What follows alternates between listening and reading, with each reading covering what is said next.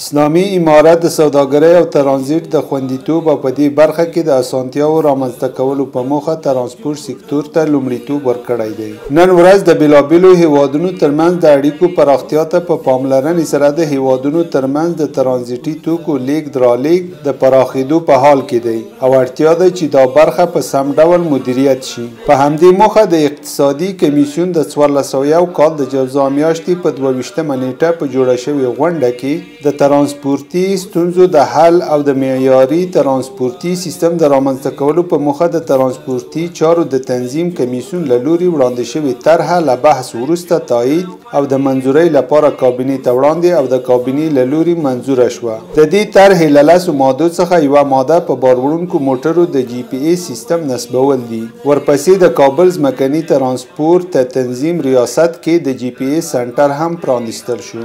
د 1402 لمریز کال په اوږدو کې د اقتصادي کمیسیون په غونډه کې افغان پوسټ شرکت ته پر ترانزیتي وسایطو د جی پی ایس نصبولو قرارداد ورکړل شو. د دغه قرارداد له مخې به افغان پوسټ شرکت پر هر ترانزیتي موټر د $140 فیس په مقابل کې جی پی ایس نصبوي. د جی پی ایس له لارې د موټر سرعت د کنټرول ترڅنګ دا وسیله کولای شي په بیړنیو حالاتو کې له ګرځنده ټلیفون پرته د اړیکې نیولو زمینه برابره کړي. د جی پی ایس په مرسته د موټرو د غلا مخنیوی کیږي. ترانزیتي موټر نشي کولای په خپلو موټرو کې قاچاق ترسره کړي او د دې وسیلې په مرسته هره شیبه د موټر په اړه چې په لویو او ترانزیتي لارو تګ کوي معلومات ترلاسه کیږي. د جی پی ایس د اهمیت ته په کتو اسلامي امارت د معیاري ترانسپورت رامنځته کولو په موخه دا ګام پورته کړی دی. پر ترانزیتي موټرو د جی پی ایس نصبولو څخه موخه دا ده چې له دې لارې به لومړی د یادو موټرو امنیت خوندي شي، دوهم دا چې هیواد کې به د ترانزیت په اړه کره